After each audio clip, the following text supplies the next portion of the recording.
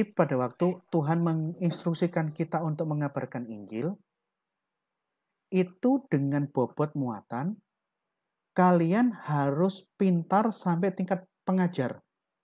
Oleh karena itu, Yesus melakukan crash program selama 3,5 tahun. Semua rasul ikut setiap hari crash program, mengikuti penjelasan Yesus setiap hari di lapangan, di gunung, di bukit, dari sinagog ke sinagog, sampai mereka semua cukup paham. Baru setelah disalib, kebangkitan, dan sesaat sebelum naik ke surga, setelah 3 tahun ikut crash program menjadi murid Yesus, belajar 3,5 tahun, diinstruksikan untuk menginjil, memuridkan yang lain. Setelah belajar. Jadi pengabaran Injil harus disertai dengan belajar yang cukup, belajar yang benar, sehingga kita bisa memberikan jawaban yang benar kepada yang mempertanyakan iman pengharapan kita. Jadi, antara belajar dan berapologetika itu suatu kesatuan tidak bisa dipilih-pilih. Kalau ada yang tanya, sekotor apapun pertanyaan itu, jawab dengan baik. Bukannya diam atau lari atau nangis. Karena saya pernah dengar suatu cerita yang memalukan. Ada mahasiswa teologi bersoal jawab dengan kelompok agama seberang, diberi pertanyaan-pertanyaan menohok gaya polemikus muslim, dan mahasiswa teologi yang diceritakan oleh dosen saya, dia tidak bisa menjawab dan tidak tahu harus berbuat apa dari serangan pertanyaan orang muslim yang menyerang dengan berbondong bertubi-tubi. Dia tidak menjawab, dia menundukkan kepala dan dia nangis. Memalukan. Kalau ada yang tanya atau menghina, jawab dan luruskan kesalahpahaman tersebut. Bukan diam atau lari atau nangis. Ya. Jadi apologetika dari kata apologia, kita membela apa yang kita yakini. Kita bukan membela diri, karena kalau membela diri itu bukan apologia, tapi apologomai. Beda. Kalau iman kepercayaan saya dipertanyakan, diuji, atau disalahpahami, di titik itu apologetika berfungsi. Itu bidangnya apologetika. Dan di dalam dunia apologetika itu, secara klasifikasi, ada 3 macam bentuk. Ini bentuk secara yang dipelajari di dalam dunia STT ya. Ada yang namanya apologetika evidensia, nanti saya tunjukkan contoh-contohnya. Memberikan pertanggungjawaban iman dengan menyodorkan bukti-bukti, evidence. Tokoh di bidang apologetika evidensia itu Josh McDowell. Tapi ada apologetika yang start point-nya bukan dari pembuktian dengan mengumpulkan data-data, literatur-literatur, arkeologi, dan segala macam. Tapi apologetika yang dilakukan itu start point-nya melihat apakah logika dan nalar dari lawan bicara saya ini sudah logis atau tidak. Karena akan buang-buang waktu kalau kita berdiskusi dengan lawan bicara, starting point-nya sudah ngaco, logikanya udah nggak jalan, kita berhadapan dengan orang yang penuh dengan khayalan dan falasi. Nah, untuk apologetika jenis presuposisi ini yang mengkritisi cara berpikir dari lawan bicara ini di dalam dunia apologetika, ini namanya apologetika presuposisi yang dikembangkan oleh Cornelius Van Til, yang mana Cornelius Van Til ini menjadi idolanya pendeta reform Muriwali Yanto Matalu. Muriwali Yanto Matalu, teman saya, dia mengkhususkan diri untuk menekuni dunia apologetika presuposisi. Yang ketiga, ini MMA, golongan Mixed Martial Art. Jadi golongan MMA, dia mengkombinasikan segala macam bentuk apologetika. baik presuposisi maupun evidensia, tidak dipilih salah satu tapi dikombinasi, sehingga di dalam suatu diskusi, kapan dia mengajukan evidensia dan kapan dia menggunakan meluruskan presuposisi. Dan ini yang saya lebih suka yang teknik yang terakhir yang ketiga ini, dan ini yang saya mainkan di sini. Tapi kalau cara penyampaiannya itu ada 3 macam. Cara polemis, cara keras, ini biasanya cara-cara kampungan lah. Kita bisa lihat di Facebook, di grup-grup debat di Facebook, kita sering melihat kalau ada orang bertanya kepada agama iman dari agama yang lain, nanyanya itu dengan kata-kata kotor, dengan cacian-cacian, suatu kalimat yang tendensinya sangat menista. Menggunakan data-data palsu, kitab-kitab palsu, ini yang namanya golongan polemis. Maunya ribut doang, gak ada nilai akademisnya. Berbeda dengan kelompok akademis itu maksudnya gayanya elentis, memberikan argumentasi dan bantahan yang standar dengan akademis. Ini gaya kedua. Dan ada gaya ketiga ini yang dikembangkan oleh Pak Bambang Nursena.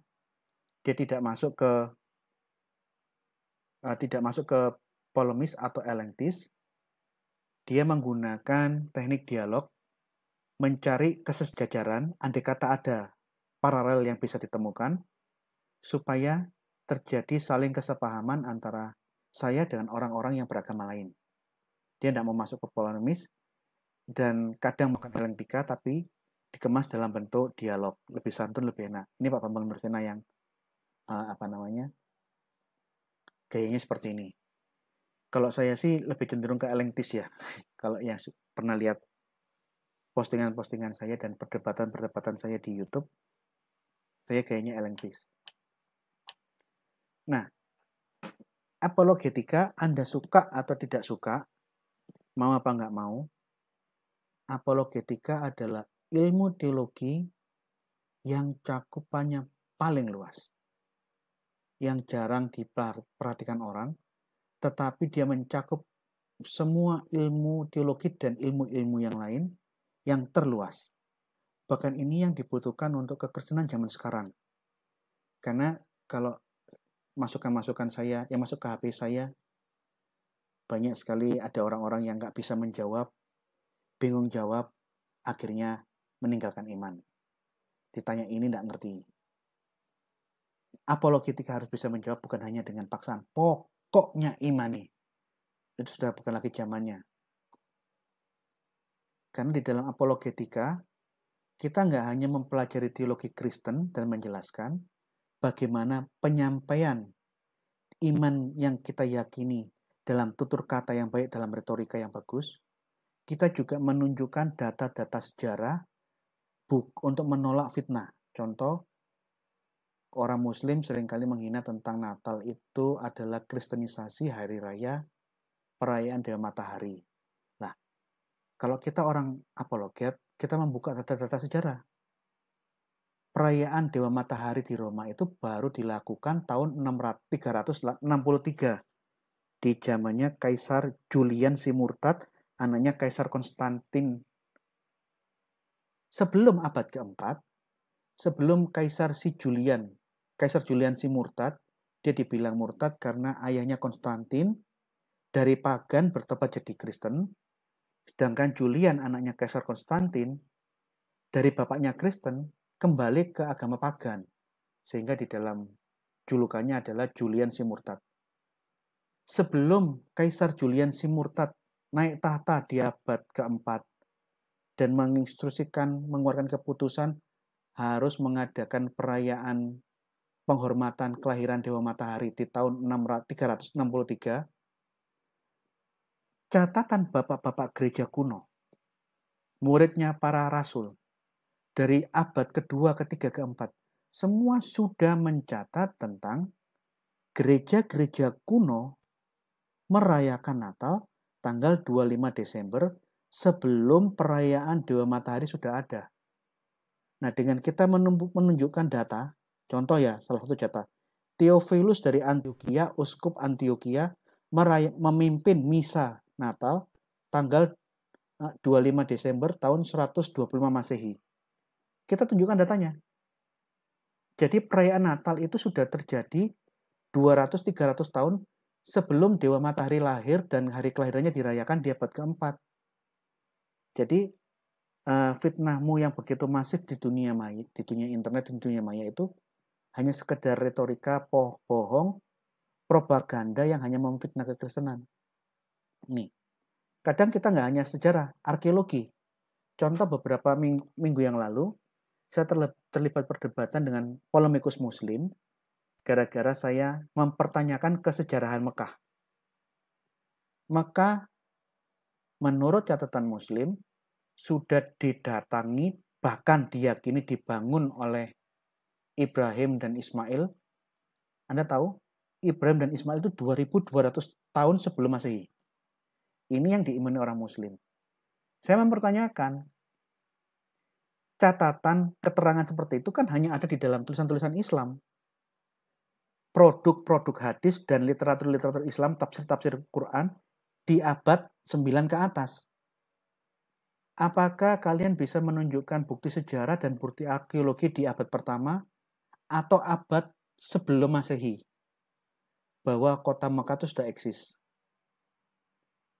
Begitu saya mempertanyakan hal ini kepada Ustadz Minahim Ali sebagai orang yang sedang saya lawan, tidak ada satupun data sejarah dunia maupun data sejarah yang lain mencatat eksistensi kota Mekah sebelum abad keempat ke atas. Kota Mekah hanya tertata di dalam sejarah dunia di abad keempat. Sebelum abad keempat tidak ada yang tahu kota Mekah. Jikalau abad 3 tidak ada catatan tentang Mekah, abad 2, abad 1 tidak ada. Apakah kita yakin di zaman Daud tahun 1000 sebelum Masehi, Mekah sudah eksis dan ditinggali orang? Apalagi 2200 tahun sebelum Masehi, zamannya Ibrahim. Pada waktu saya mempertanyakan ini, ada anak buahnya Ustadz Minahim Ali yang membalas. Kamu mempertanyakan Mekah. Giliran kami dong mengajukan pertanyaan kepada Pak Gracia. Apakah Pak Gracia bisa menunjukkan kesejarahan kota Nazaret? Karena sejarawan Yahudi di abad pertama, Yosefus di dalam bukunya tidak pernah satu kali pun menulis keberadaan kota Nazaret. Kemudian lawan debat saya, kelompoknya Ustadz Minahim Ali, mengopinikan di Facebook, dengan ini Yesus tinggal di kota Nazaret seperti yang dicatat di dalam Injil, itu adalah kota fiktif yang diimani orang Kristen. Dia bales gara-gara saya mempertanyakan eksistensi atau bukti-bukti arkeologi, bukti-bukti historis keberadaan Mekah sebelum abad keempat. Nah, begitu mereka bertanya seperti ini, kita tidak bisa diam dan hanya sekedar berhenti dalam saling maki-memaki. Ini bukan apologet. Kalau saya jawab goblok lu, dongok lu, ini bukan apologet, itu bukan jawaban. Kita hanya mengungkapkan kata-kata kotor kepada lawan kita karena kita jengkel. Itu bukan apologet, itu maki-maki. Apologet kayak benar, kita tunjukkan data arkeologi. Saya tunjukkan di dalam postingan-postingan saya di YouTube.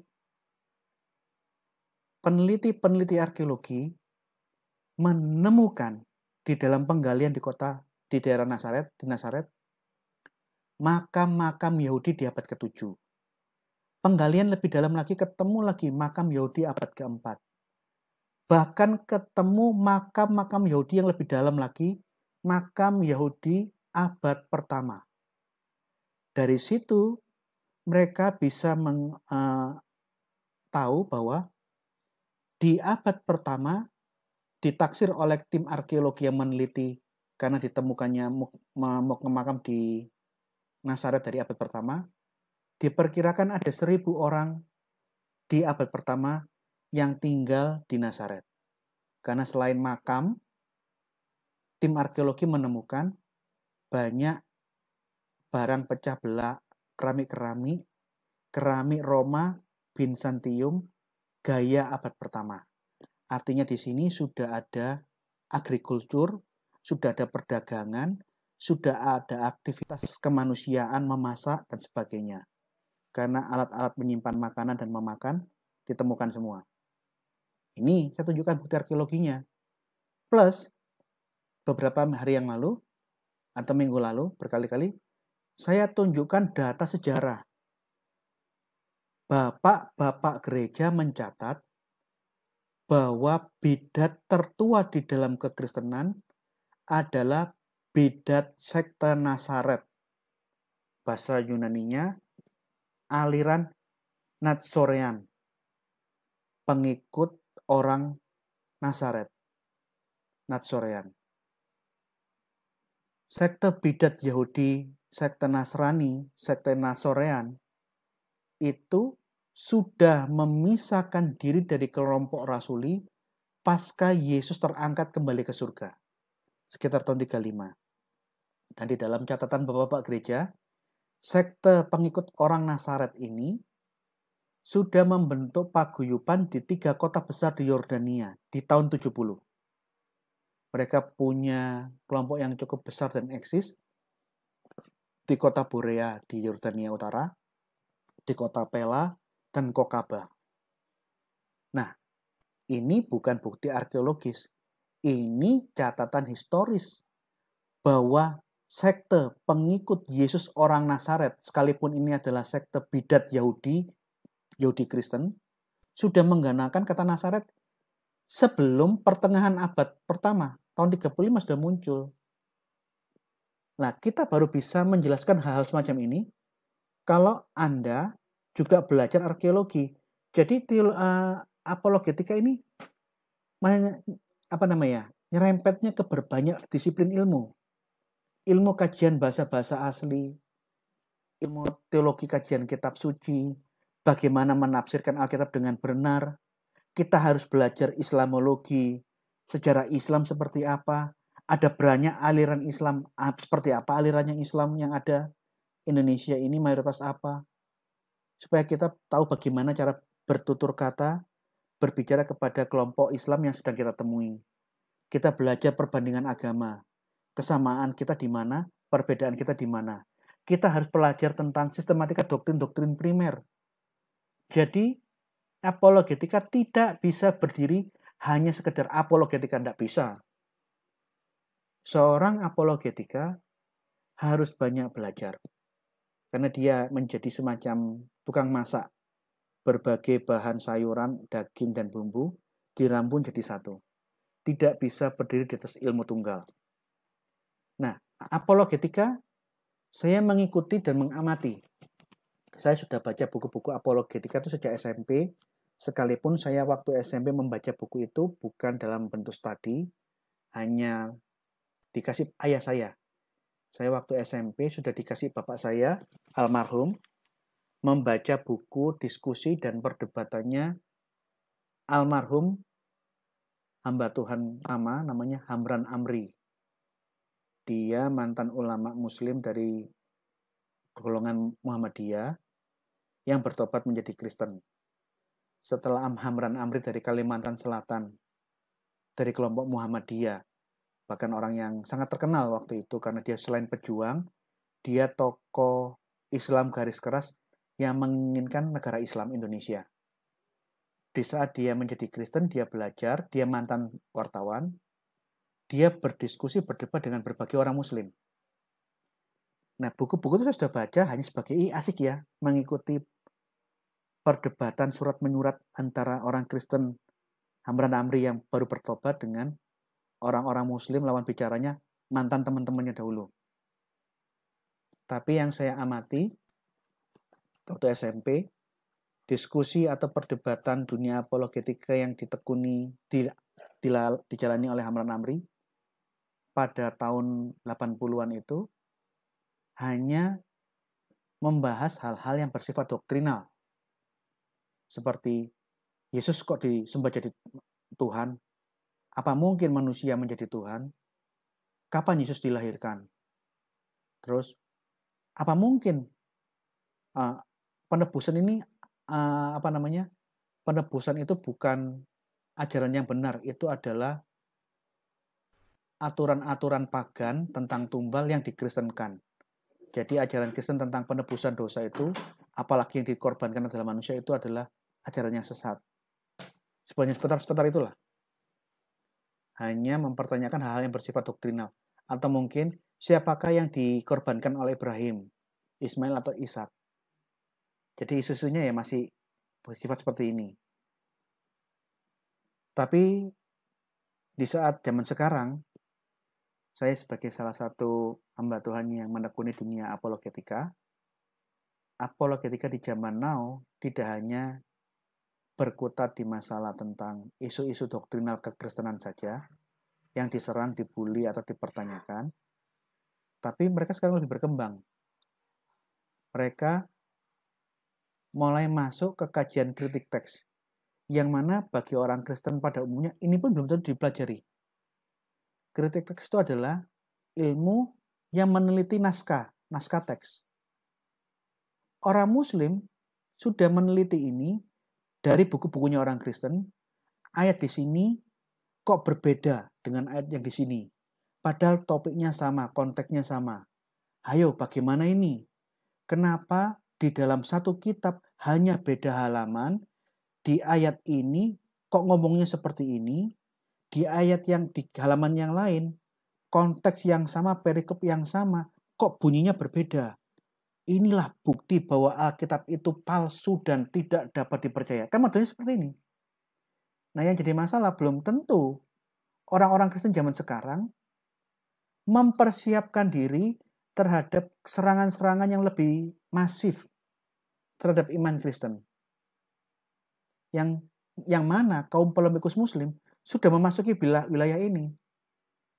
Bahkan di dalam diskusi atau postingan-postingan yang saya buat akhir-akhir ini, di saat saya meladeni Ustadz Menahem Ali, polemikus Muslim Menahem Ali sudah memasuki kajian-kajian Yudaisme untuk dibenturkan dengan kekristenan. Polemikus Muslim sudah belajar Talmud, sudah baca traktat Sanhedrin, bahkan di minggu yang terakhir ini saya sedang membahas kitab Asatir, kitabnya kelompok kaum Samaria. Orang Israel kan setelah zamannya Soleman, anaknya Salomo, Israel terpecah menjadi dua. Bagian utara adalah kelompok Samaria 10 suku, bagian selatan itu 2 suku, Yehuda dan Benyamin. Saat ini yang eksis yang kelompok yang selatan, kelompok yang Yahudi dan Benyamin, yang sekarang kita panggil sebagai bangsa Yahudi. Polemikus Muslim Menahem Ali sudah membaca kitab Asatir, kitabnya kaum Samaria, untuk berapologetika di dalam dakwahnya dia. Pertanyaannya, apakah orang-orang Kristen umumnya membaca kitab-kitab seperti ini? Nah, jadi jangan dianggap remeh karena perkembangan zaman sekarang ini serangan dari pihak-pihak polemikus Muslim terhadap iman Kristen itu semakin luar biasa, termasuk kajian-kajian arkeologi dan yang lain-lain. Jadi tidak sesederhana debat diskusi di tahun 70-80-an. Contoh, salah satu serangan polemikus Muslim terhadap iman Kristen, tapi dalam tema doktrinal. Ini sudah disampaikan berkali-kali, baik di gereja ataupun di YouTube. Pada waktu saya melakukan perdebatan terbuka pertama, di saat saya tanpa disadari masuk di dalam dunia pelayanan apologetika, debat pertama kali saya tahun 2011. Waktu itu saya masih semester 1, mahasiswa teologi STT Betani di Surabaya yang saat ini sekolahnya sudah tutup. Pada waktu saya semester 1, saya ditanya oleh lawan debat saya, kita berdebat di Universitas Muhammadiyah Gresik. Di Gresik Kota Baru, ada Universitas Muhammadiyah sebelah kiri itu. Ruangannya penuh sesak sampai dibuka ruangan lagi untuk orang-orang lain yang tidak bisa masuk di ruangan utama. dengan melihat dari proyektor. Ustadz Mas'ud lawan debat saya orang Muhammadiyah, dia memberikan pertanyaan dalam tema doktrinal dengan tendensi yang menista. Dia bertanya seperti ini. Apakah Pak Gracia percaya Yesus itu Tuhan? Tolong dijawab, Pak. Jangan diam. Saya ambil mic. Ya, saya percaya Yesus adalah Tuhan. Yesus adalah firman Allah yang menjadi manusia. Loh, kalau gitu Anda juga percaya Yesus itu manusia dong? Iya. Saya percaya Yesus adalah firman Allah yang menjadi manusia. Kalau Yesus manusia, Pak Gracia, berarti Yesus makan. Anda percaya Yesus makan? Iya, saya percaya Yesus makan. Nah, kalau Yesus makan berarti Yesus itu berak. Yesus buang air besar. Betul kan? Nah, pertanyaan saya itu yang ini loh, Pak. Tolong Pak Gracia jelaskan Tuhan yang berak, Tuhan yang beol ini kepada kami orang-orang Muslim, supaya kami orang-orang yang non-Kristen ini bisa paham. Oh, seperti ini toh Tuhan yang berak yang disembah orang Kristen. Tolong Pak Gracia, tolong jawab. Ini pengalaman pribadi, saya tidak ngomong pengalamannya orang lain ya. Ini pengalaman yang saya temui di saat saya baru pertama kali masuk dalam dunia perdebatan tahun 2011, masih semester 1. Saya datang ke Universitas Muhammadiyah Gresik tidak mempersiapkan untuk mengenai hal ini, karena ini tidak di luar yang saya bayangkan. Nah, tapi karena saya adalah pembicara dari pihak Kristen, maka mau nggak mau, saya harus menjawab pertanyaan-pertanyaan dalam tema doktrinal ini yang tendensinya menghina dan menista kekristenan. Kalau saya nggak bisa jawab, benar apa yang menjadi pertanyaan itu, bahwa kekristenan adalah agama bodoh, agama yang tidak layak dipercaya, agama yang ngilani lah kira-kira begitu. Kamera ada di mana-mana karena panitia dan orang-orang yang hadir itu banyak yang mengabadikan jalannya perdebatan ini. Dan rekamannya sudah saya posting di YouTube. Saya, puji Tuhan, karena saya sebelum datang itu sudah belajar tentang Islam, Kristen, tentang perbandingan agama, tiba-tiba Roh Kudus memberikan saya hikmat untuk menjawab pertanyaan itu dengan tenang. Saya bercerita. Saya tidak jawab, Yesus itu Tuhan, Yesus itu ya manusia. Terus saya ngotot. Tidak seperti itu. Saya tidak menjawab dengan bahasa-bahasa katekisasi yang disampaikan oleh para katekis di gereja-gereja terhadap katekumen yang sedang mengikuti CD. Saya tidak menjelaskan dalam bahasa-bahasa Kristen yang dipelajari kalau di gereja saya dulu di Betani itu SOM. Saya tidak menggunakan bahasa-bahasa SOM atau bahasa-bahasa KKR, tidak. Saya ingat tentang apa yang pernah saya pelajari, saya menjelaskan dengan gaya perbandingan agama. Saya malah cerita. Tolong kalian cuma lihat saya ya. Sebelum saya menjawab pertanyaan ini, saya ingin memberikan suatu aturan. Bahwa kita, kalau saya mengkaji masalah tentang keislaman, kajian saya tentang Islam harus sesuai dengan kaidah-kaidah Islamiyah. Tidak boleh saya membedah Islam, tapi saya menganalisanya, mengkajinya dengan cara-cara yang di luar ajaran-ajaran Islam yang dipercayai iman-iman Islam. Dengan cara pikir saya yang ateis, saya Kristen, saya yang kejawen, saya yang Hindu Buddha, enggak. Islam harus dengan cara-cara yang Islami. Tapi dengan cara yang adil, aturan yang saya buat ini aturan yang adil. Siapapun di sini yang sedang mengkaji, mempermasalahkan iman Kristen, harus membedahnya dengan cara-cara yang Kristiani. Tidak boleh iman Kristen dibedah berdasarkan sudut pandang Islam, sudut pandang Yahudi, sudut pandang ateis, orang-orang komunis yang tidak beriman Kristen. Tidak boleh. Kalau kalian sepakat, saya akan jawab. Kalau kalian tidak mau sepakat dengan aturan yang saya buat yang adil ini, saya pulang dari sini, saya tidak mau jawab karena kalian memang mau menang sendiri. Mau ikut enggak? Oh, enggak Pak, enggak Pak. Ini adil, enggak Pak, enggak silakan. Wah. Begitu mereka sepakat, baru saya jawab.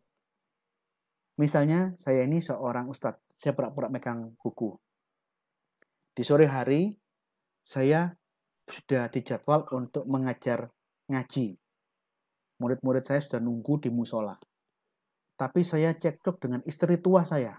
Karena maklum lah kalau haji itu kan punya banyak istri. Saya cekcok bentak-bentakan, ribut rame. Karena istri saya yang istri tua saya ini tidak ngalah. Waktunya jalan terus, tetap aja dia ngomel. Saya tinggalkan, saya banting pintu, saya pergi. Nanti aja lah. Saya tinggalkan rumah dengan hati yang penuh emosi, dengan panah, dengan amarah. Sambil saya jalan agak tergesa-gesa, membayangkan betapa kurang ajar mulutnya, mimiknya, bantahan-bantahan istri tua saya. Saya jengkel. Saya jalan itu dengan cepat, tidak memperhatikan jalan yang sedang saya lalui. Tiba-tiba saya terantuk dari sebuah batu. Saya jatuh dan Quran yang ada di tangan saya terlempar, jatuh masuk ke got. Astagfirullahaladzim, firman Allah. Saya ambil Quran, saya kipas-kipaskan supaya airnya jangan banyak di dalam Quran. Sambil berhati-hati, ya Allah, firman Allah kok masuk ke got. Saya masuk sampai ke musola di mana murid-murid saya ngaji sudah nunggu. Saya bersihkan Quran saya jemur, saya nggak pakai. Yang saya pakai adalah Qurannya murid-murid saya untuk ngajar. Setelah selesai ngaji, sholat maghrib, baru saya pulang. Saya pulang jalannya sudah lebih tenang. Sudah tidak terlalu terbawa emosi seperti tadi. Begitu saya sampai ke rumah, saya masuk kamar. Kamar saya itu di paling belakang, bersebelahan dengan dapur dan kamar mandi. Namanya juga rumah kampung, rumah dengan dinding anyaman bambu. Rumah gedek, dalam bahasa Jawa. Begitu saya masuk, istri saya dengar, suamiku sudah datang. Sambil dia masak, entah masak apa di situ, dia mulai ngomel dan nyindir-nyindir sambil sutilnya dipukul-pukulkan gitu. Tang, ngomel. Begitu saya dengar namanya juga tembok gedek, jadi ya pembatasnya itu hanya anyaman bambu. Suara hujatan, makian, ngomelnya dia. Meskipun saya tidak lihat mukanya, saya sudah bisa membayangkan seperti apa kira-kira wajah istri saya waktu mengatakan seperti itu. Hati saya itu langsung tiba-tiba dongkol, emosi sekali. Saya keluar dari kamar, saya berteriak, "Ibu, kamu ini keterlaluan. Kurang ajar, sudah berjam-jam masih aja yang mulutmu kurang ajar. Ayo, sini kamu. Kita selesaikan malam hari ini. Kurang ajar kamu ya perempuan." Hei, istri saya dengan nyantainya dia juga emosi. Nggak mau kalah. Tang ting dia memasak itu dengan sotonya dipukul-pukul lagi itu dia bilang, "Siapa yang takut sama rupamu? Siapa sih mau dikalur raimu?" Ini bahasa Jawa. "Siapa yang takut dengan Anda? Ayo." Istri saya tinggalkan masaknya. Kita berdua duduk di ruang tamu sambil berdebat, bentak-bentakan, saling gebrak meja. Istri saya juga saling tendang meja. Karena kita dikuasai emosi, istri saya juga emosi, nggak sadar bahwa kompor yang belum dimatikan tadi menyala, menyambar gedek, dinding anyaman bambu. Namanya gedek, begitu api melalap dapur, dalam waktu yang singkat, rumah rumahnya saya ini kiai, menggambarkan saya ini kiai, terbakar. HP saya sempat masuk, hanya mengambil uang dan surat-surat berharga atau mas-masan istri saya. Selebihnya nggak cukup waktu. Begitu rumah saya hancur, terbakar hangus, jadi puing-puing, saya mengais-ngais di puing-puing rumah yang saya hancur ini. Jangan-jangan masih ada sesuatu yang berharga yang bisa saya ambil. Ternyata tidak ada. TV hancur lumer semua. Piring-piring pecah semua. Pakaian jadi abu semua. Terus saya lihat ada Quran kesayangan saya yang saya pakai ngajar selama ini turut terbakar. Dia tinggal sepertiga. 70%-nya jadi abu, sepertiganya itu pun sudah menjadi arang, setengah arang. Terus saya tanya kepada audiens yang hadir di Universitas Muhammadiyah Gresik. Sekarang saya mau tanya, tolong koreksi saya kalau saya salah. Bukankah Anda meyakini Quran adalah firman Allah? Quran firman Allah apa tidak? Nggih, firman Allah. Quran khatim, kakal apa tidak? Nggih, Quran itu khatim. Pertanyaan saya, di saat Quran kobong, firman Allah terbakar, apakah lambene Gusti Allah ning surga kae ireng-ireng? Ini bahasa Jawa. Di saat Al-Quran terbakar, apakah menurut persangkaanmu, mulutnya Tuhanmu di surga sana juga ikut gosong item-item seperti gosongnya Quran ini? Ada yang jawab, didim. Kenapa? Yang terbakar apanya? Yang terbakar adalah wujud nusulnya sang firman. Tapi hakikat firman Allah di dalam Islam, tolong saya koreksi saya kok saya keliru, hakikat firman Allah di dalam Islam tidak bisa dibakar. Yang bisa terbakar adalah wujud nusulnya sang firman dalam wujud kitab. Samanya yang bisa terbakar, kertasnya yang bisa terbakar. Betul apa enggak? Nggih. Terus saya tanya balik. Jikalau kalian bisa mengimani bahwa Quran yang kertas dan buku itu punya dua sifat, serentak ciptaan, kertasnya ciptaan, samanya ciptaan, bukunya bisa terbakar, bersamaan itu dia juga bersifat kekal sebagai kalamullah yang qaimah bil dzat. Firman jadi buku. Kamu bisa yakin? Kenapa kalian mempertanyakan dan tidak bisa memahami firman turun menjadi manusia? Demikian, terima kasih. Saya nggak jawab dengan gaya-gayanya para katekis, guru-guru CD, pendeta-pendeta KKR. Enggak. Saya tidak jawab dengan cara seperti itu. Saya malah mendongeng. Begitu saya menyelesaikan pertanyaan terakhir, kalimat saya terakhir dan tidak ada pertanyaan, pulang dari acara itu baru saya dikasih tahu sama orang Chinese yang mengantar saya ke Gresik dari Surabaya. Mas Gracia tahu nggak? Tadi pada waktu pertanyaannya tentang Allah yang berak itu, orang di sekelilingku tertawa cekikian. Dalam bahasa Jawanya, badoken emploken Gusti sing berak. Tuhan kok ngising. Tapi begitu Mas Gracia menjelaskan sampai yang terakhir, yang saya amati dari mimbar, ruangan itu hening, sepi, bahkan kalau ada koin jatuh, seluruh ruangan akan dengar. Begitu Mas Gracia menjelaskan sampai yang terakhir, semua diem, sepi, mamring. Nah, saya rasa di saat saya mendapat pertanyaan yang tendensinya menghina dan menista iman Kristen seperti itu, Roh Kudus bekerja, mengingatkan saya, sehingga saya tahu bagaimana saya harus berkata-kata. Karena di dalam Kisah Para Rasul 14 ayat 26, salah satu fungsi Roh Kudus yang akan diutus oleh Yesus di dalam namaku, dia akan mengingatkan segala sesuatu yang telah kuajarkan kepadamu. Jadi anak Tuhan, orang Kristen harus belajar. Kalau tidak ada isi di dalam otakmu, Roh Kudus tidak akan mengingatkan, karena apa yang mau diingatkan, otakmu nggak ada isinya. Jadi seorang apologet harus banyak belajar, termasuk banyak berdoa. Di dalam kondisi-kondisi yang urgent seperti ini, di saat itu Roh Kudus akan mengingatkan. Ayo Gracia jawab berdasarkan ilmu kalam, tapi kemaslah dalam bentuk cerita. Jadi saya menjelaskan ini tanpa saya menjelaskan panjang lebar, karena di dalam audiens yang hadir di Universitas Muhammadiyah Gresik itu, mulai dari golongan Salafi, Wahabi, FPI, laki-laki yang berdaster dengan jenggot yang kuatel-ketel yang lebat-lebat itu penuh di 5-6 baris pertama. Kemudian golongan-golongan yang bercadar yang hanya kelihatan matanya di belakang-belakang itu. Jadi Islam dari berbagai aliran itu kumpul semua di situ. Saya tanpa menjelaskan tentang doktrin Islam, ilmu kalam, bahwa Quran punya dua sifat. Serentak dia adalah ciptaan sebagai kalam lafdi, kertasnya, samanya, tulisannya bahasa Arab itu kalam lafdi, ciptaan, yang bisa rusak, bisa terbakar.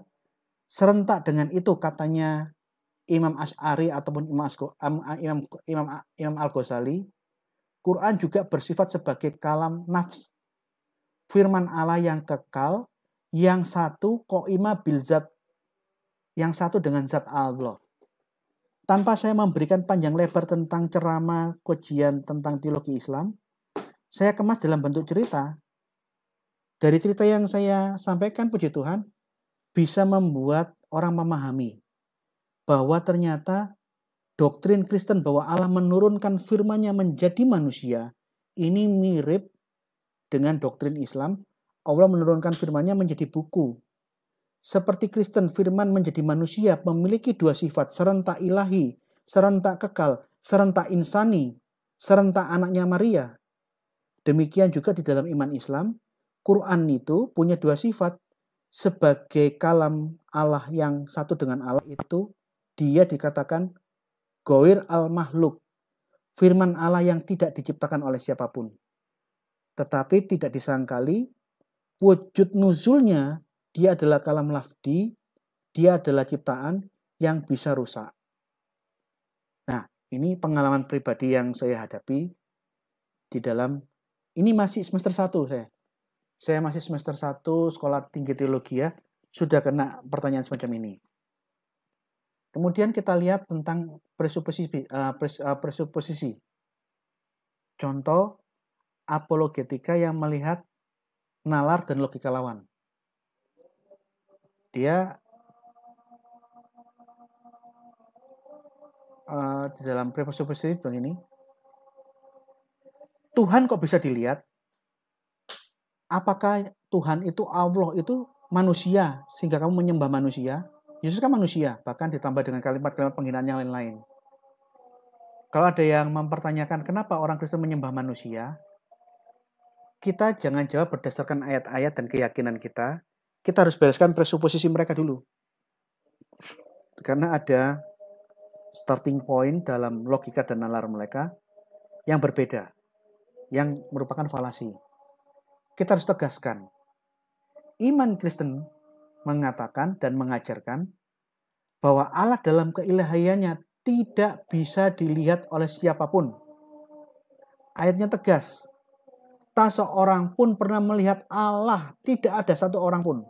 Pertanyaan, kenapa Kristen menyembah Yesus yang adalah manusia? Masa Allah adalah manusia? Kalau ada pertanyaan semacam ini, kita cara menjawabnya bukan langsung dengan memberikan ayat. Nggak ada gunanya. Kenapa?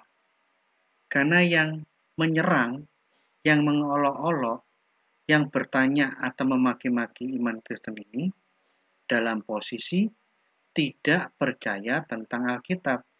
Jadi kalau kita menjelaskan dengan gaya-gaya penjelasan Alkitab, ya itu nggak cocok. Yang kita harus lihat itu presuposisinya. Kita jelaskan bahwa di dalam Alkitab yang menjadi dasar iman semua orang Kristen sedunia, bahwa Allah di dalam iman Yahudi dan Kristen tidak bisa dilihat, tidak bisa disamakan dengan apapun juga. Ayatnya kita tunjukkan. Tak seorang pun yang melihat Allah. Amin. Tetapi anak tunggal Allah yang ada di pangkuan Bapa, kata anak tunggal ini adalah kata kiasan untuk menjelaskan sinonimnya firman Allah. Tetapi firman Allah lah yang bisa menjelaskan siapa Allah itu. Coba moderator lihat di Yohanes pasal 1 ayat 14. Karena seringkali pihak seberang, polemikus muslim, tidak bisa memahami kata kiasan, religion terms, khas Kristen tentang anak tunggal Allah. Tolong moderator bacakan Yohanes pasal 1 ayat 14. Yohanes pasal 1 ayat 14. Firman itu telah menjadi manusia dan diam di antara kita. Dan kita telah melihat kemuliaannya, yaitu kemuliaan yang diberikan kepadanya sebagai anak tunggal Bapa, penuh kasih. Amin. Firman sudah menjadi turun menjadi manusia. Dan kita semua, Yohanes dan para rasul dan jemaat mula-mula, telah melihat kemuliaannya, kemuliaan yang diberikan sebagai anak tunggal Bapa. Jadi kata anak tunggal Allah, anak tunggal Bapa itu sinonim dari firman Allah. Yohanes pasal 1 mengatakan tidak ada satu orang manusia yang pernah melihat, yang bisa melihat Allah di dalam keilahiannya Allah. Yang bisa hanyalah firman Allah. Anak tunggal Allah, kalau kita melihat di ayat 14, itu adalah sinonim firman Allah. Hanya firman Allah yang ada di pangkuan Bapa, ini kiasan. Bukan Allah menggendong sebuah bayi atau anak kecil, tidak seperti itu. Ini kiasan. Seperti tadi, anak tunggal Allah itu adalah firman Allah.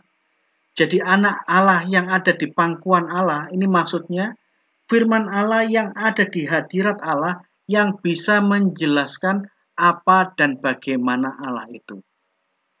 Tanpa firman Allah, kita tidak tahu Allah seperti apa.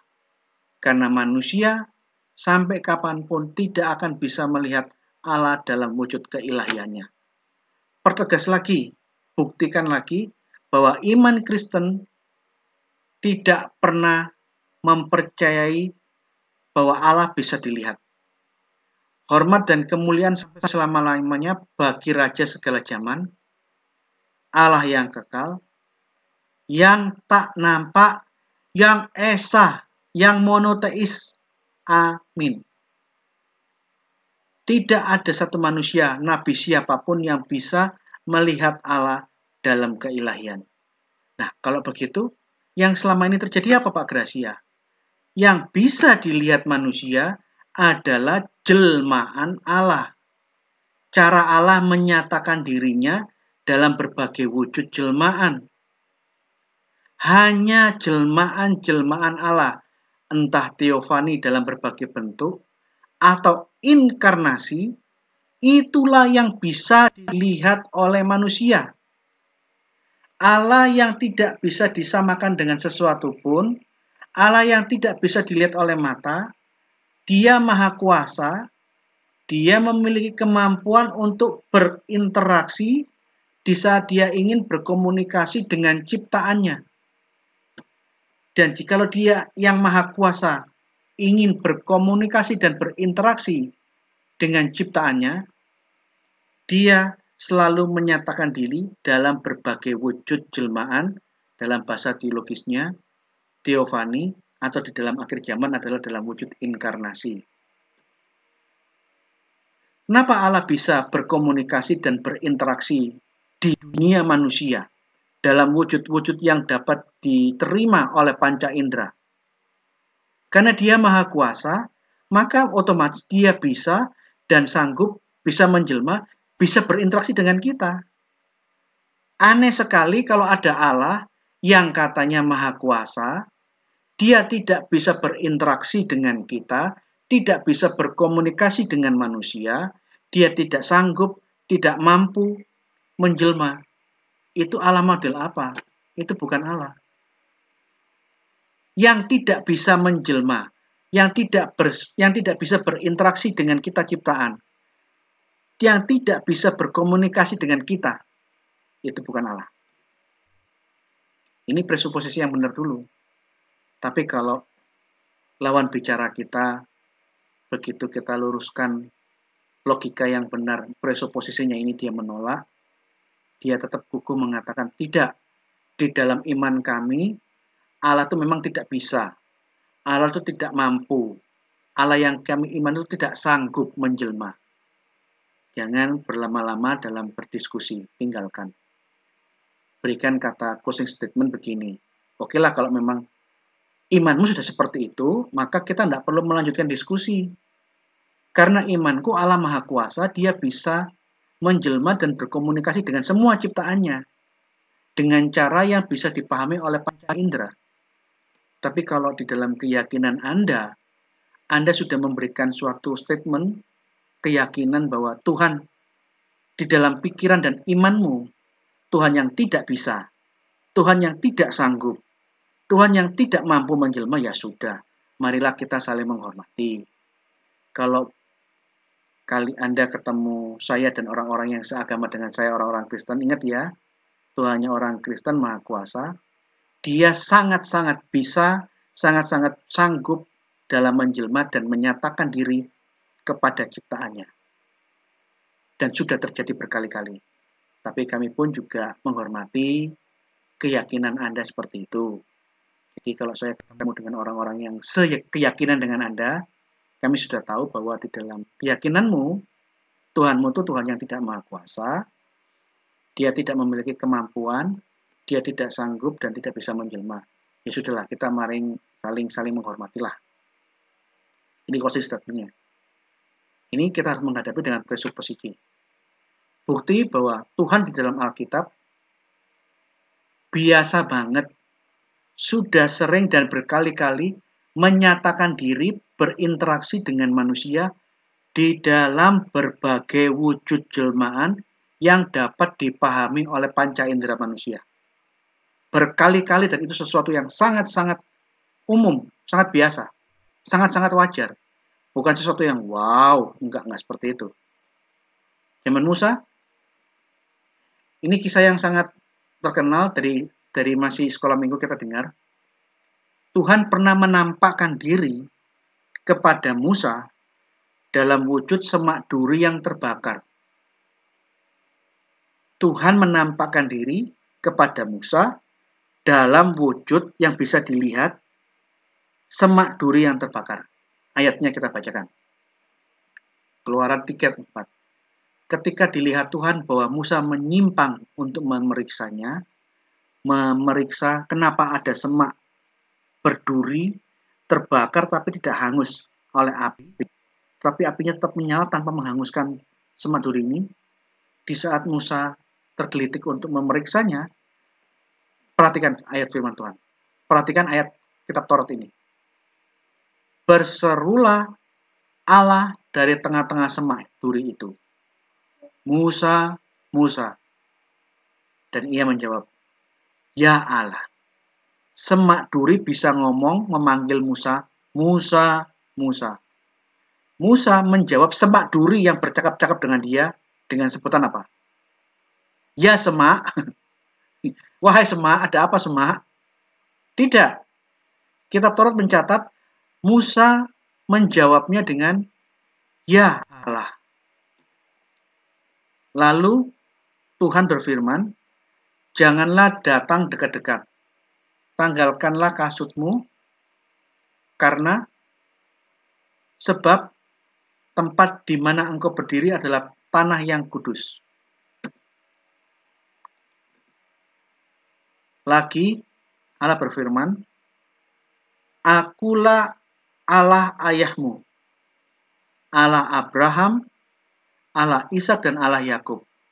Lalu Musa menutupi mukanya sebab ia takut memandang Allah. Apakah Musa memandang Allah? Tidak.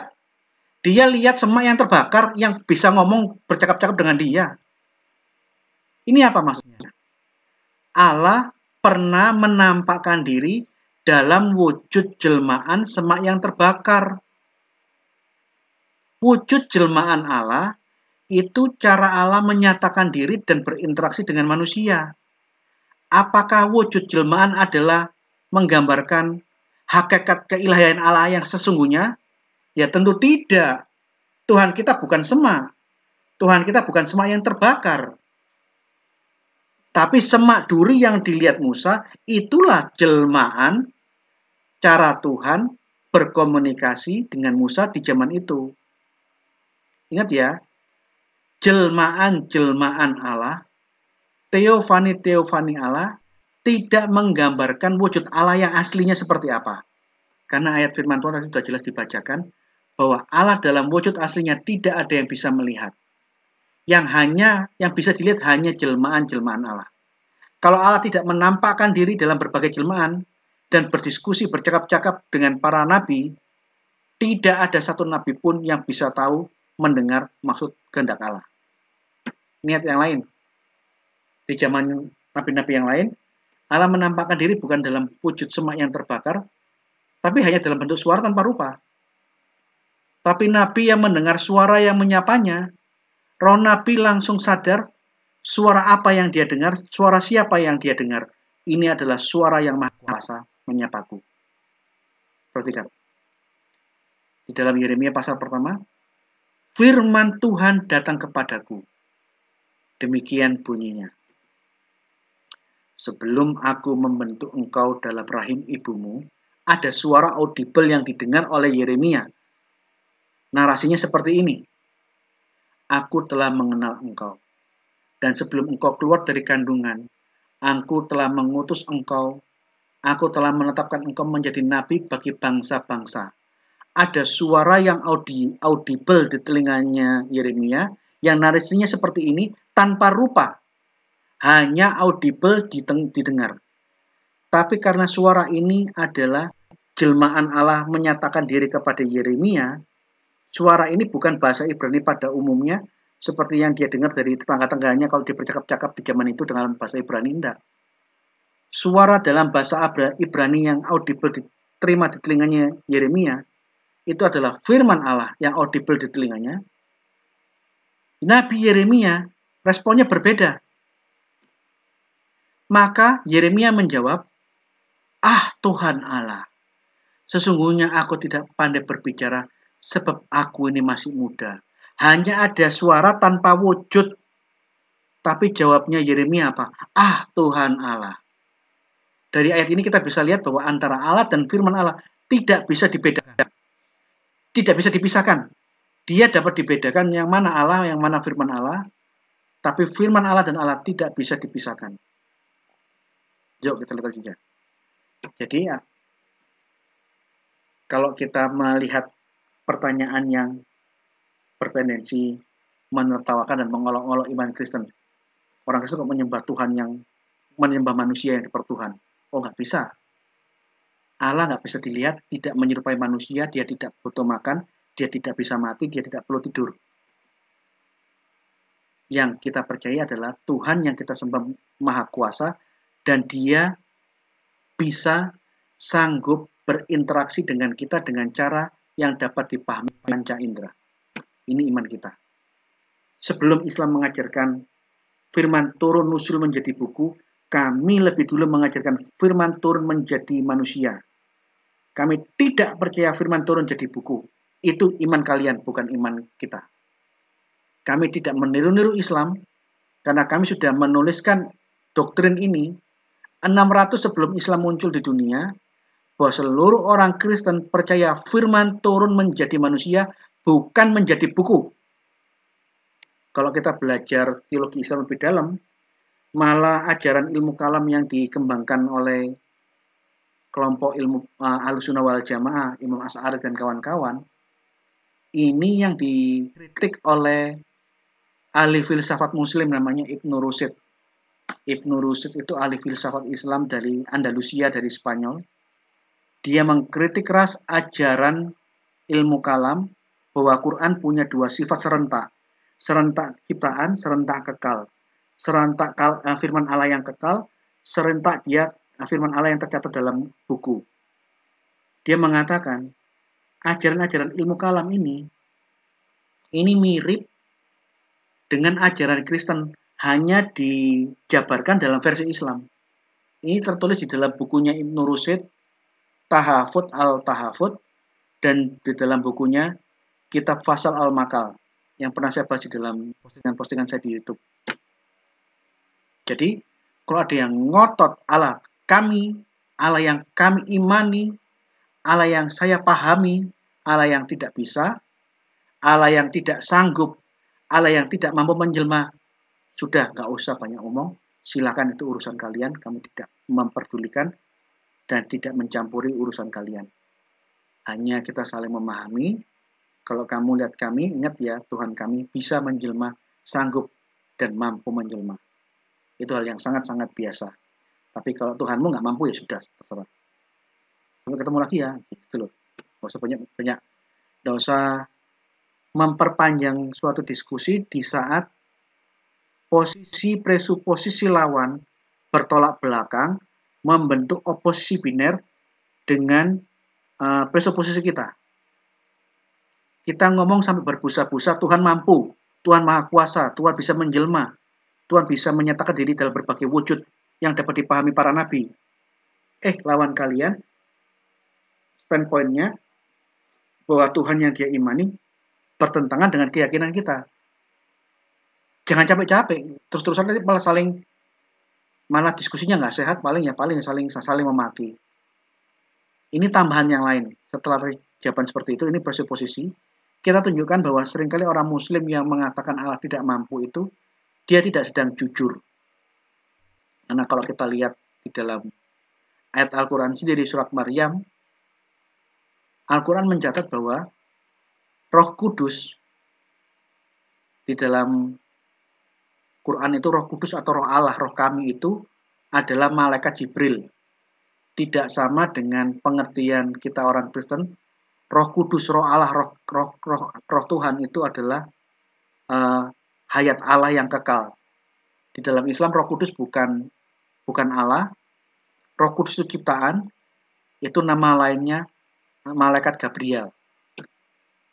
Di dalam surah Maryam ke-9 nomor 17, surah 19 surah Maryam ayat 17, maka ia mengadakan tabir. Maka Maria membuat korden, mengadakan tabir yang membatasi dari mereka. Lalu kami Allah mengutus roh kami, roh Allah kepadanya, maka roh Allah, roh kami, menjelma di hadapannya dalam bentuk manusia yang sempurna. Perhatikan. Roh kami, Roh Kudus, Roh Allah di dalam ayat ini bukan seperti iman Kristen ya. Roh kami, Roh Kudus, Roh Allah di sini adalah malaikat Jibril. Pertanyakan nalar orang Muslim. Malaikat Jibril di ayat tadi itu adalah ciptaan Allah. Makhluk Allah kok bisa menjelma?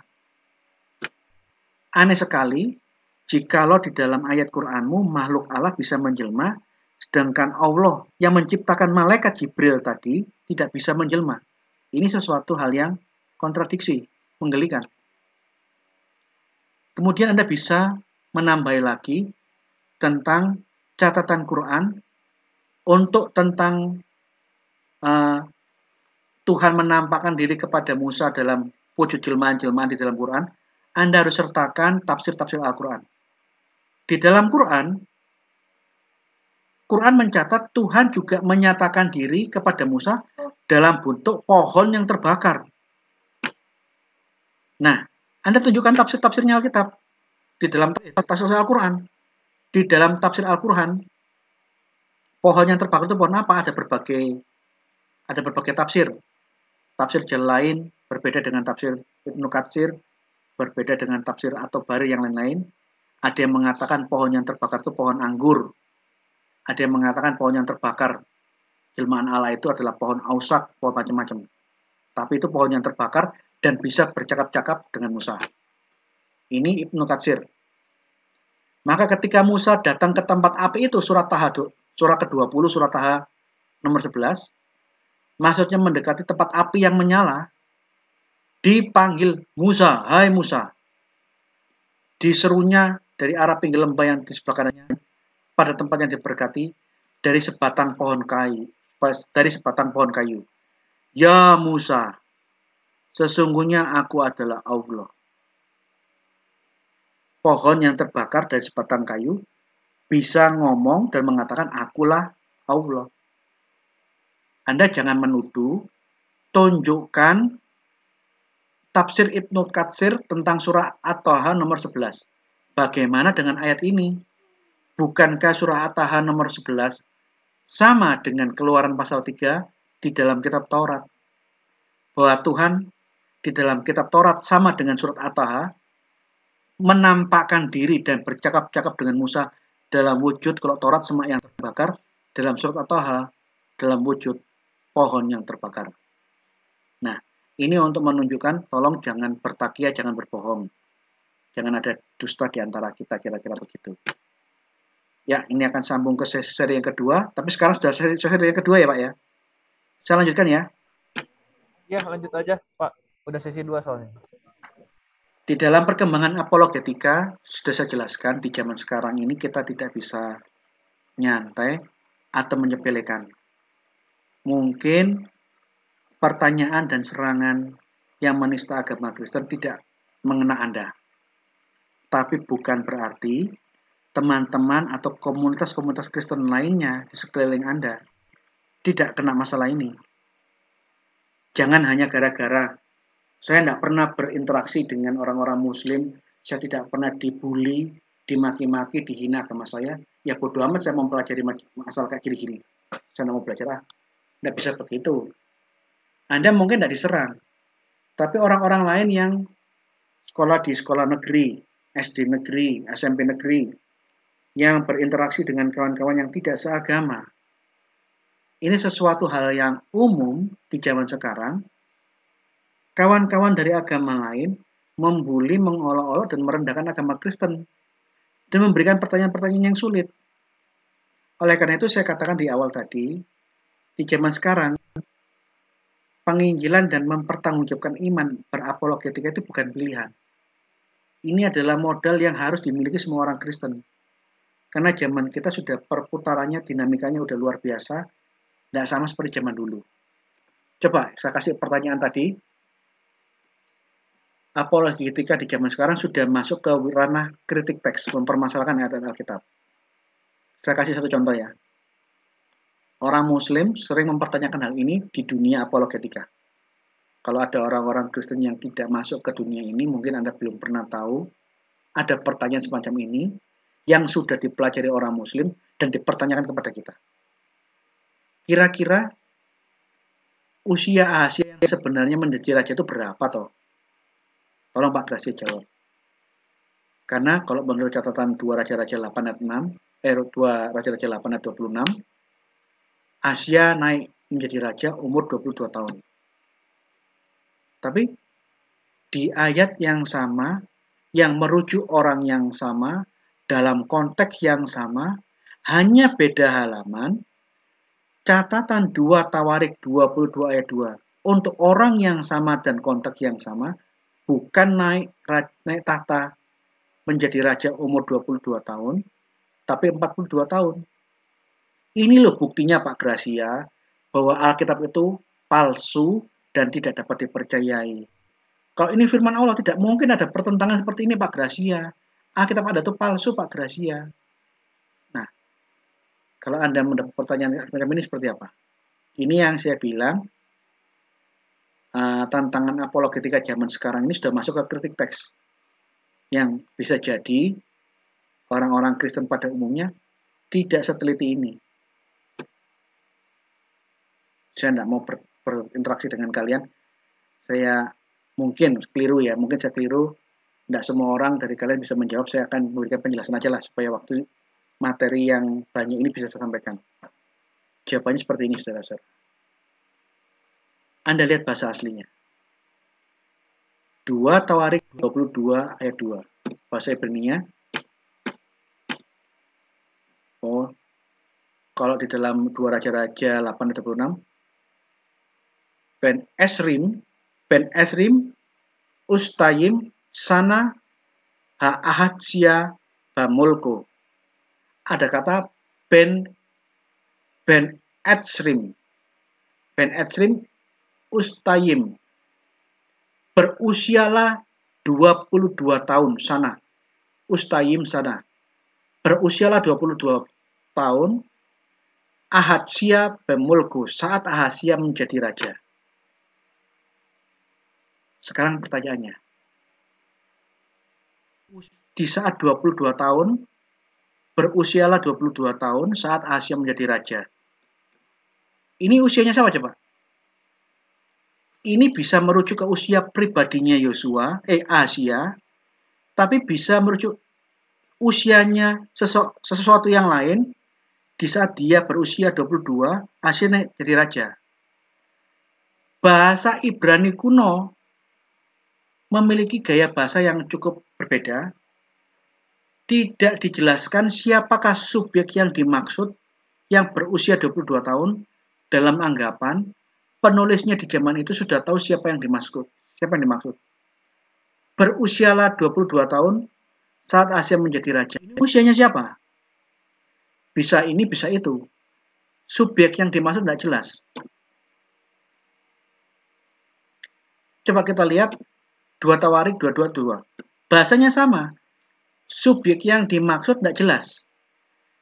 Ben Arbayim, Ustayim, Sana, Ha'ahsia, Bemolku. Berusialah 42 tahun saat Ahazia menjadi raja. Mulkum Malik bahasa Arabnya. Usianya siapa? Di saat 42 tahun Asia menjadi raja, ini usianya siapa? Berusialah 42 tahun saat Asia menjadi raja. Subjek yang dimaksud kalimat ini pun tidak jelas. Tapi penulis kitab Tawarikh sudah menganggap para pembaca di zamannya sudah tahu siapa yang dimaksud subjek tentang 42 tahun ini.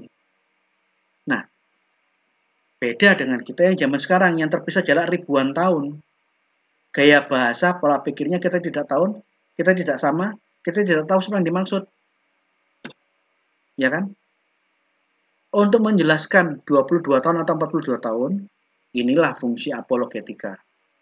Untuk menjelaskan pertanyaan-pertanyaan yang sulit yang diajukan oleh polemikus muslim untuk menghina dan menyerang Kristen. Ini hebatnya Allah menjaga firman-Nya. Tuhan yang kita sembah tidak menjaga firman-Nya dengan omong tok. Aku yang menjaga firman-Ku. Ini firman-Ku. Akulah yang menjaga firman-Ku. Tok. Enggak. Allah menjaga firman-Nya dengan pembuktian. Pembuktian penjelasan mengenai Asia 22 atau 42 tahun sangat clear dijelaskan dari prasasti yang Anda lihat di depan ini. Ini adalah prasasti batu Moab yang ditemukan di Yordania. Di dalam prasasti ini saya foto, sudah dijadikan poster di museum kafenya Pak Bambang Nursena. Saya fotokan. Ini isi tulisan prasasti baris per baris. Bunyi prasasti Mesa, prasasti batu Moab dari abad ke-9 sebelum Masehi. Ditemukan di Yordania. Akulah Mesa, anaknya Kamos, Raja Moab, orang Dibonit, orang Edom. Ayah saya telah memerintah di seluruh Moab selama 30 tahun. Dan saya memerintah setelahnya. Dan saya telah membuat tempat, I made this high place, saya telah membuat sebuah tempat yang tinggi untuk Chemos. Chemos ini nama dewa. Saya membuat suatu tempat yang penghormatan yang tinggi untuk dewa Kamos di Karku. Karena Kamos, dewa Kamos, telah melindungi saya dari semua para raja. Dan sebab dewa Kamos telah membuat saya, ini piala saya mengatasi berkuasa atas semua musuh-musuh kami, musuh-musuh saya. Adapun Omri, Raja Israel, telah merendahkan bangsa Moab bertahun-tahun. Oleh karena itu, Dewa Kamos marah dengan tanahnya. Dan anaknya bangkit di tempat ini. Dan anaknya memerintah di tempat ini. Dan dia juga berkata, anaknya ini anaknya Omri, dan anaknya Omri memerintah di tempat ini. Dan anaknya Omri juga berkata, aku akan menindas Moab. In my days, he said so. Saya akan menindas Moab di zaman pemerintahanku. But I trampled over him, tapi aku bisa mengalahkannya dan mengalahkan seisi rumahnya, dan orang-orang Israel binasa. Dan telah binasa untuk selama-lamanya. And Omri took possession of the whole land, dan Omri mencaplok seluruh tanah mulai dari Medeba dan di mana dia tinggal di zaman-zamannya dan separuh pemerintahnya sampai anaknya Ahab selama 40 tahun. Oh, ternyata 42 tahun di kitab Tawarik itu adalah usia dinasti Omri. Di saat dinasti Omri memerintah 42 tahun, di usia ke-42 tahun dinasti Omri memerintah Israel menindas bangsa Moab, di saat itu Ahasia naik. Sedangkan di kitab Raja-Raja, 22 tahun itu adalah usia pribadinya. Di saat 22 tahun naiklah Ahasia. Itu usia pribadi Ahasia. Di saat berusia 42 tahun, Ahasia menjadi raja. Ini usia dinasti Omri, leluhurnya Ahasia. Ini loh. Kita baca teks prasasti Batu Moab, baris per baris. Di baris ke-8 jelas. Ternyata konfirmasi 2 Tawarik 22, kebenaran 2 Tawarik 22 ayat 2, itu dibenarkan oleh prasasti non-Alkitab, keterangan bangsa Moab kuno yang ditindas oleh dinasti Omri selama 40 tahun lebih. Jadi kalau kita mempelajari seperti ini, mempelajari arkeologi, kita bisa memberikan jawaban dengan tenang dan percaya diri bahwa 22 tahun di kitab Raja-Raja dan 42 tahun di kitab Tawarik bukan suatu pertentangan, bukan suatu kepalsuan. Kenapa?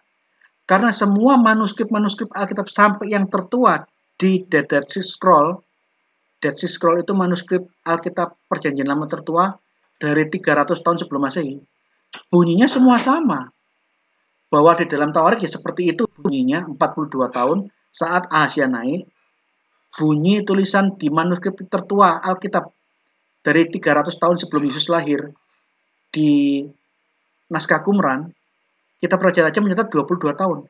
Secara transmisi teks tidak ada perbedaan, memang seperti itu semua. Yang keliru itu cara Anda memahami Alkitab.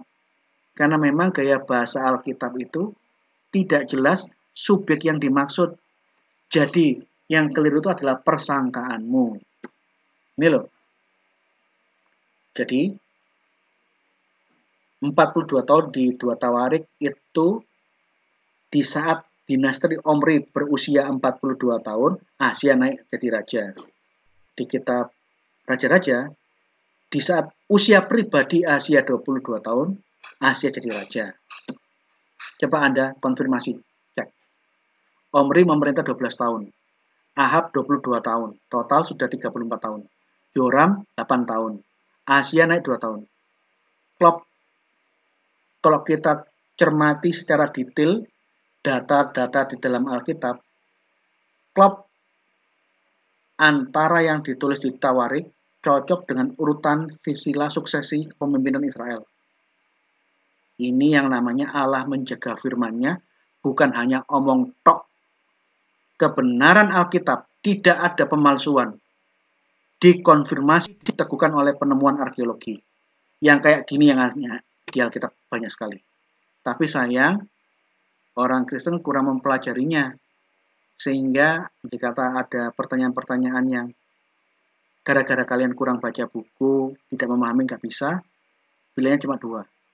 Kalian malu atau nangis, atau jangan-jangan kalian jadi mu'alaf, kira-kira begitu. Ini serangan berikutnya. Ini apologetika di zaman sekarang yang sudah meningkat lebih dari zaman dulu. Kristen tidak hanya ditanya tentang masalah doktrin, dikritisi masalah teks. Ini nama kritik teks. Ini pertanyaan umum ini. Polemikus Muslim akan tanya ke kalian. Dan saya sudah ketemu di berbagai Facebook, hal-hal kayak begini itu sering kali dipertanyakan. Berapa tentara Israel yang dilaporkan Yoab kepada Daud? Antara surat yang satu dengan surat yang lain beda-beda. Tolong moderator bacakan 2 Samuel 24 ayat 9.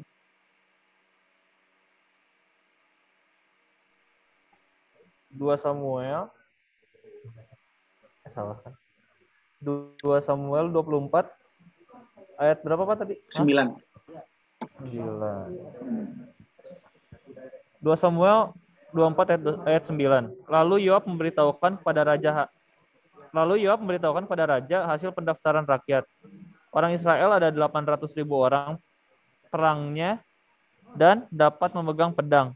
Dan orang Yehuda ada 500.000. 800 orang Israel dan 500.000 orang Yehuda. orang Yehuda. Ya, Pak, Orang maaf Pak. Belum di share screen deh Pak kayaknya. Hah? Belum di share screen. Kita nggak bisa lihat. Oh, ini tadi gambar-gambar yang Bapak ini mungkin mau tunjukin. belum di share screen? Ini kelihatan Iya. nggak? Iya, nggak kelihatan tadi Pak, maaf Pak. Oh, ini. Ini kelihatan nggak ini? Iya, udah Pak. Oh, kenapa nggak ngingetin dari tadi? Iya, maaf Nggak usah Pak, tadi nggak sungkan-sungkan. enak aja. Iya Pak, maaf Pak. Nih, saya tunjukkan sedikit ya. Saya ulang sedikit ya. Ini prasasti batu Moab yang ditemukan di Yordania dari abad 9 sebelum Masehi. 850 tahun sebelum Masehi. Setelah dibaca baris per baris, ini difoto, dijadikan poster oleh Museum Cafe-nya Pak Bambang Nursena, dikasih keterangan. Ini bunyinya tadi, bahwa Omri dan anak cucunya menindas Moab selama 40 tahun. Jadi, 40 tahun di kitab Tawarik itu adalah usia dinasti Omri. Di saat dinasti Omri berusia 40 tahun, di saat itu Ahazia naik menjadi raja. Ini terjemahan baris keempat sampai kelima. Nih. Nah, dari sini kita baru tahu bahwa subjek yang dimaksud di dalam sebelah kiri, subjek siapa yang berusia 22 tahun saat Ahazia menjadi raja, ternyata di dalam raja-raja ini subjeknya adalah pribadi Ahazia sendiri. Jadi usia pribadi Ahazia itu 22 tahun saat dia menjadi raja.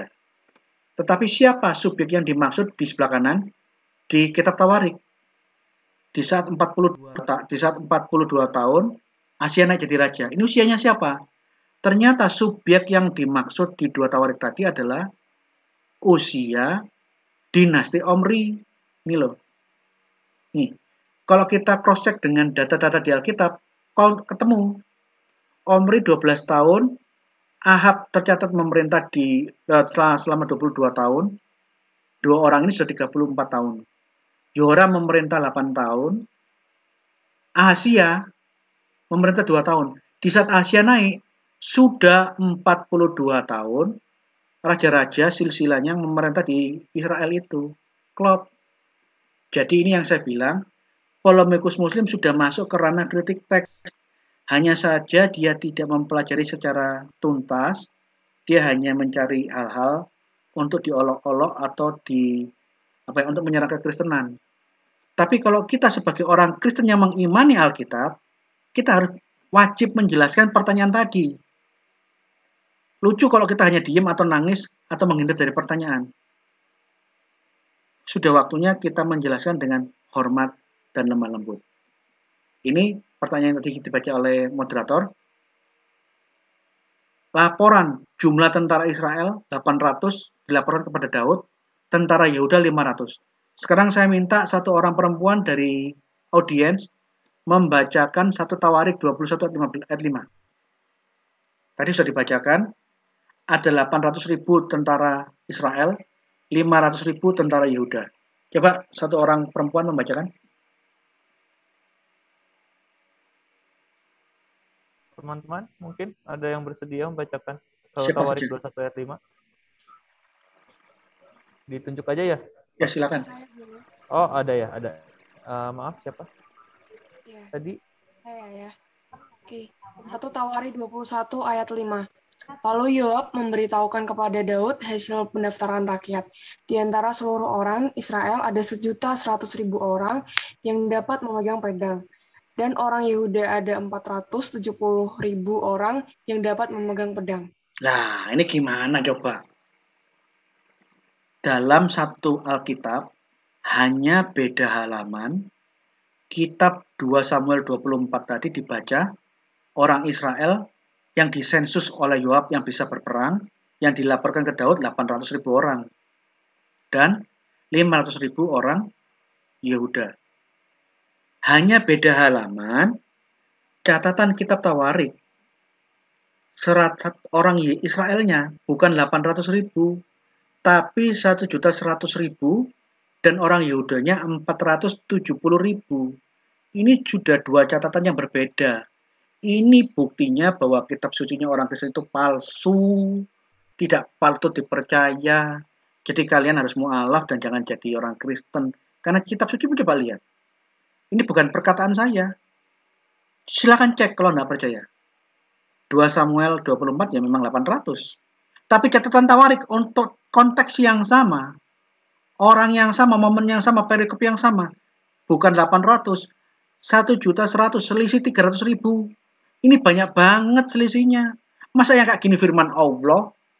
Ini loh bodohnya orang Kristen, goblok. Kita palsu kok dipercaya. Nah, kalau kalian mendapatkan yang seperti ini, karena saya sudah mengalami yang kayak begini-begini, gimana cara Anda menjawabnya? Jangan ngomong pokoknya. Tidak bisa seperti itu. Ini loh cara menjawabnya secara apologetika yang berpendidikan, yang akademis, dan baik. Suruh dia baca teks aslinya. Kamu bisa baca nggak? Jawabannya ada di teks asli. Israel Semone Meyot Elef Ishayil. Orang Israel Semone ada 800.000 orang Ishayil. Is itu laki-laki, Hayil laki-laki yang perkasa. Di dalam 2 Samuel 24:9, Israel Semone Meyot Elef Ishayil. Orang-orang yang perkasa, orang-orang intinya, pasukan intinya, orang-orang perkasanya 800.000 orang perangnya Ishayil. Samuel mencatat dari sudut pandangnya Samuel, yang dihitung oleh Samuel adalah orang-orang pasukan intinya. Sedangkan Tawarik bukan ditulis oleh Samuel. Tawarik baru ditulis berapa ratus tahun kemudian. Yang nulis Tawarik adalah Ezra. Ezra menulis di tahun 400 sebelum Masehi, setelah pulang dari Babel. Samuel menulis di zamannya Daud, di zaman Saul dan Daud, di tahun sekitar antara 900 atau 950 sebelum Masehi. Ada perbedaan jarak 400 tahun. Zamannya berbeda, orangnya berbeda, dengan dua sudut pandang yang berbeda. Ezra mencatat bukan hanya orang-orang perangnya, orang-orang perkasanya saja, bukan hanya pasukan intinya yang menjadi gacuan, tapi mencatat siapapun yang bisa mengangkat pedang. Apakah dia kategorinya Ishayil, orang-orang perangnya, atau orang-orang yang barusan keluar dari akademi militer, semua dihitung. Jadi yang salah itu bukan Alkitab kami. Yang salah ini bukan ayat kami, tetapi pengertianmu yang keliru karena kamu nggak bisa baca bahasa Ibrani yang asli. Nggak ngerti maksud ayatnya, yang kami tidak bisa mengerti maksud ayat Alkitab kami. Itu loh. Jadi, saya hanya memberikan sedikit contoh, karena ini kan cuma waktunya singkat, cuma 2 jam aja. Yang kayak gini, kalau kalian masuk kelas apologetika saya, lebih dalam lagi dan lebih ngeri-ngeri lagi pertanyaannya. Saya cuma memberikan sedikit aja lah. Pengantar ecek-ecek lah.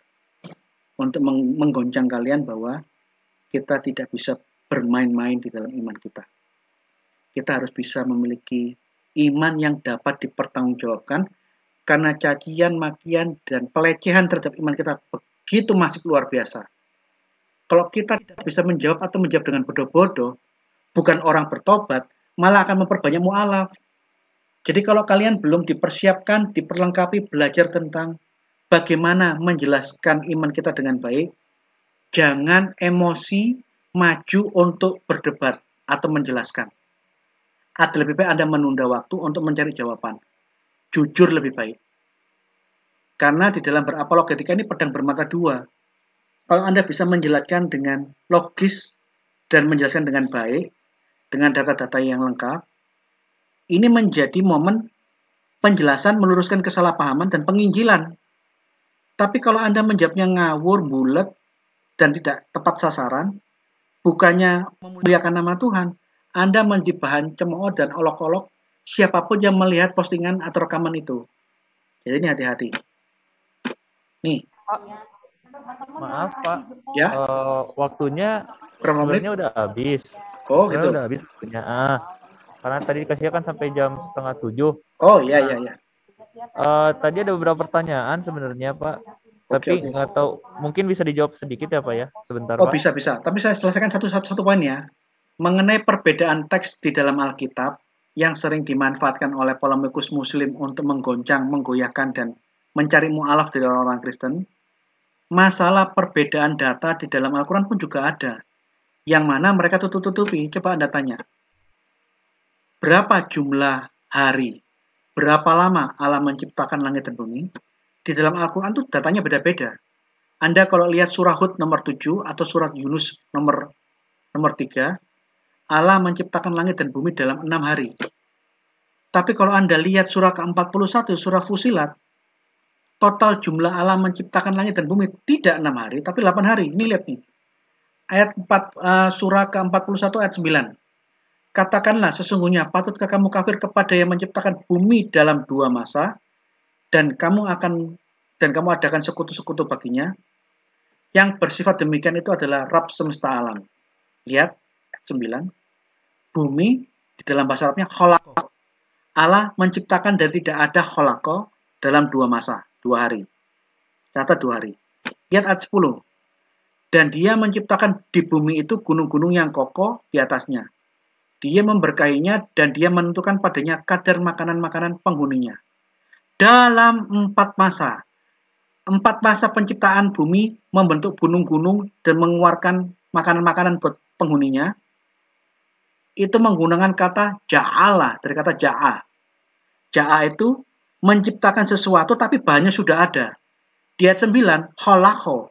Kholaqo itu mencipta dari tidak ada menjadi ada.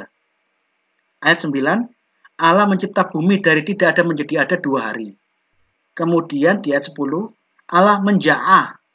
Ada penciptaan susulan selama 4 hari. Sudah berapa hari ini? Ayat 9-10. Sudah 6 hari. Lihat ayat 11.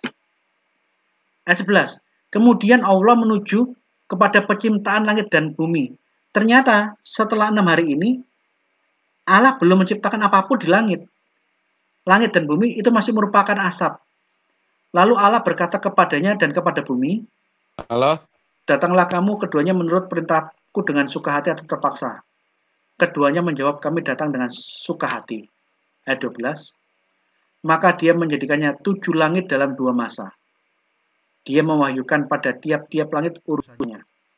Dan kami hiasi langit yang dekat dengan bintang-bintang. Langit yang dekat dengan bumi dengan bintang-bintang yang cemerlangnya dan kurang dekat dengan bumi. Dan kami memeliharanya dengan sebaik-baiknya. Demikianlah ketentuan yang maha perkasa lagi maha pengetahui. Jadi setelah Allah menciptakan bumi, isinya bumi, gunung, laut diciptakan, tumbuh-tumbuhan dan makanan-makanan isinya bumi sudah lengkap, dalam 4 masa sudah 6 hari, baru Allah nyadar, ternyata langit belum tercipta, bintang, sinar, matahari belum ada. Akhirnya Allah cepat naik ke langit dan mulai menciptakan susunan langit, 7 tingkat langit. Dan langit yang terdekat dengan bumi baru dihiasi dengan benda-benda penerang.